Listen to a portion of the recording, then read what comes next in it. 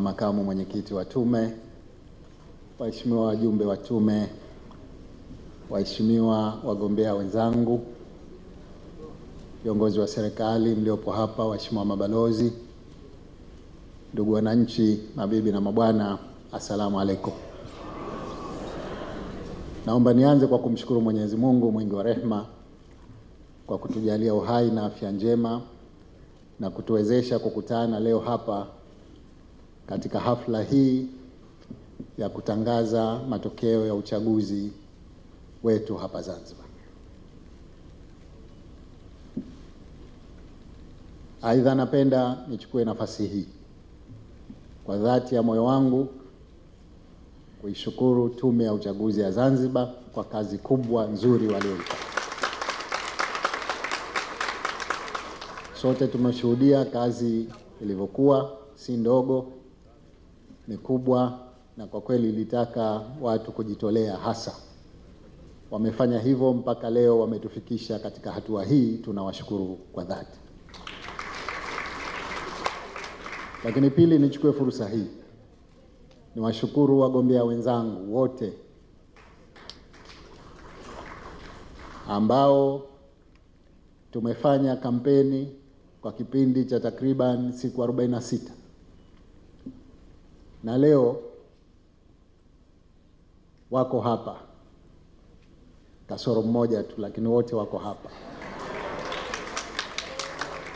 Ninawashukuru kwa dhati kwa kuweka maslahi ya nchi mbele. Asanteni sana.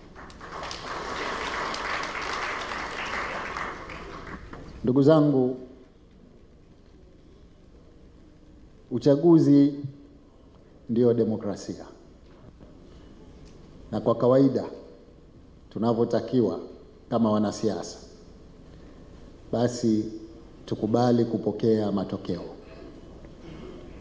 kwa maslahi ya nchi yetu.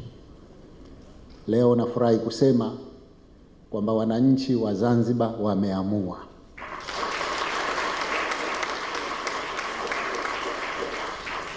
Na kwa sababu maamuzi yalikuwa ni ya wananchi na wamefanya maamuzi hayo, nichukue fursa hii kuwaomba wagombea wote na vyama vyao wakubali matokeo ili tuweze kuweka maslahi ya Zanzibar mbele.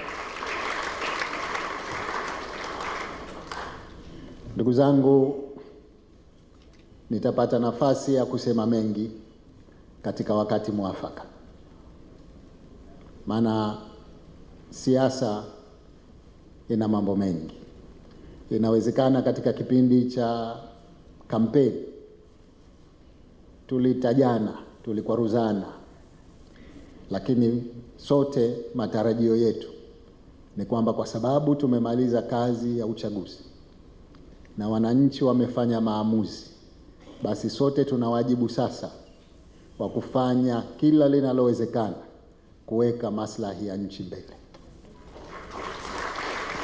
Mimi napenda niwahakikishie umma wa Wazanzibari kwamba niko tayari kushirikiana na wote watakaokuwa tayari kushirikiana katika kuijenga nchi yetu ili kuwaletea wananchi maendeleo wanayoyatarajia.